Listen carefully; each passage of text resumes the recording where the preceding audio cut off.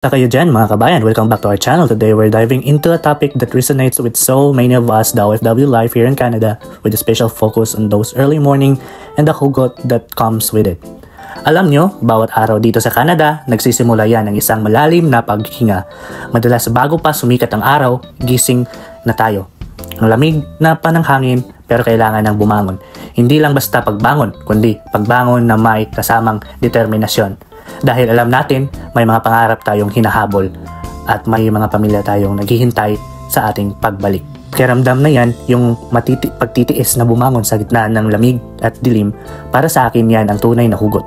Hindi ito basta pagod lang, ito ang pagod na may kasamang pagmamahal, pag-asa at sakripisyo. Tinitiis natin ang bawat hamon, ang bawat pagsubok dahil alam natin na ang bawat pawis na ating pinapatak ay may katumbas na biyaya. Isipin nyo, habang natutulog pa ang karamihan, tayo ay naghahanda na. Naghahanda para sa trabaho, para sa mga responsibilidad na nakaatang sa ating mga balikat. Minsan, nakakapagod talaga. Minsan, gusto mo lang sumukap. Pero sa bawat pagod na yan, mayroong lakas na dumarating. Lakas na nagsimula sa ating mga mahal sa buhay. Sila ang ating inspirasyon.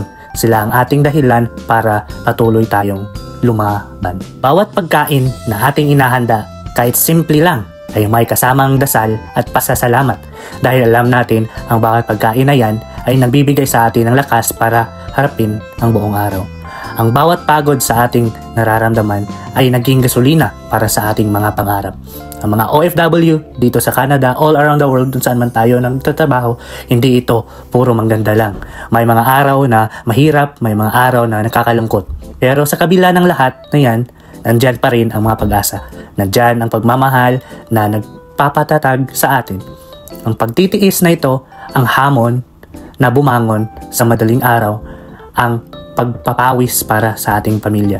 Ito ang tunay na hugot na nagpapatibay sa ating pagkatao. Salamat sa pakikinig. Sana ay naantig kayo ng kwento at na-inspire ko ang inyong mga puso. Kung nagustuhan nyo ang video na ito, huwag kalimutang mag-like at mag-subscribe.